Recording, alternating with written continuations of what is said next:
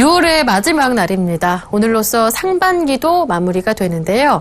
이 상반기 펀드 투자 동향은 어땠는지 보도국의 이보경 기자와 함께 자세한 이야기 나눠보겠습니다. 안녕하세요. 안녕하세요. 먼저 이 상반기 펀드 투자 총평은 어땠는지부터 들어볼까요? 네. 상반기 펀드 시장에서 A+ 성적표를 받은 펀드는 바로 헬스케어 펀드와 중국 펀드였습니다. 올 상반기 코스닥 지수와 중국 증시가 상승 곡선을 그려온 덕에 관련 종목에 투자하는 펀드의 수익률도 함께 상승한 것인데요. 수익률 상위 20개 펀드의 운용사별로 나눠보면요. 미래에셋 자산운용이 운용하는 펀드가 20개 중 6개로 가장 좋은 성적을 냈고요. 삼성, 동부, KB, 현대인베스트먼트 자산운용이 모두 2개로 뒤를 이었습니다. 네. 또 올 들어 또 코스닥이 강세를 보이면서 국내 주식형 펀드에서는 이 코스닥 종목들을 담은 중소형주 펀드가 수익률이 좋았다고 하더라고요. 네, 그렇습니다. 올해 들어서 코스닥 지수가 34%나 올랐죠. 연일 연고점 기록을 경신을 하는 등 코스닥 시장이 강세장이 계속됐는데요. 이에 따라서 헬스케어 관련주를 편입한 중소형주 펀드가 좋은 성적을 냈습니다. 올 들어 높은 수익률을 보인 국내 주식형 펀드 수익률을 보면요.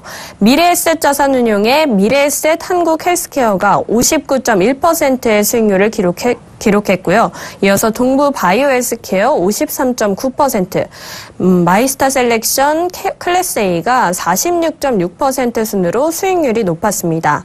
또 수익률이 높은 만큼 중소형주 펀드로 유입된 자금도 많았습니다. 올 들어 국내 주식형 펀드에서는 6조 8,619억 원이 빠져나갔는데요.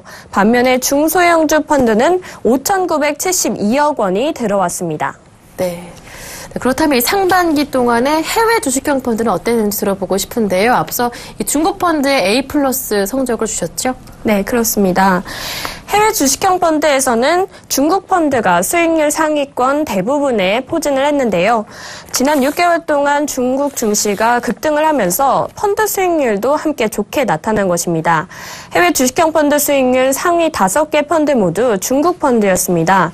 삼성자산운용의 삼성 중국본토 중소형 포커스가 75.2%의 높은 수익률을 보였고요.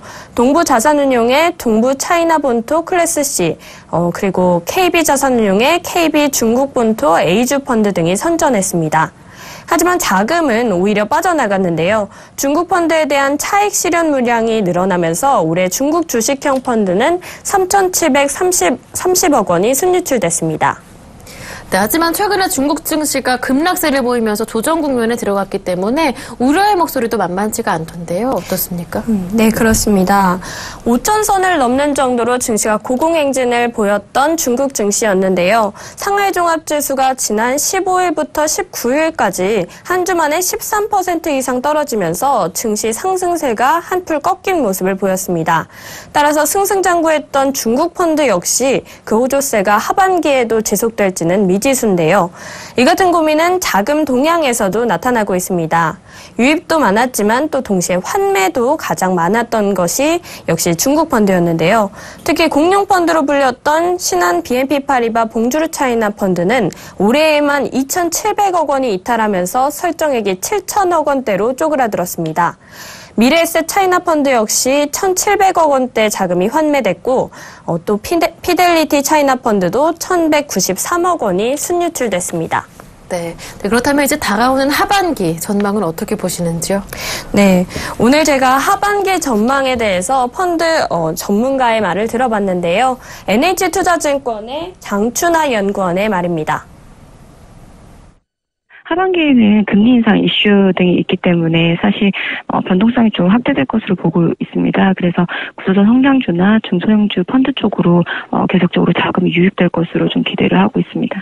해외 쪽에서는 유럽이나 일본 펀드를 계속적으로 추천을 하고 있습니다.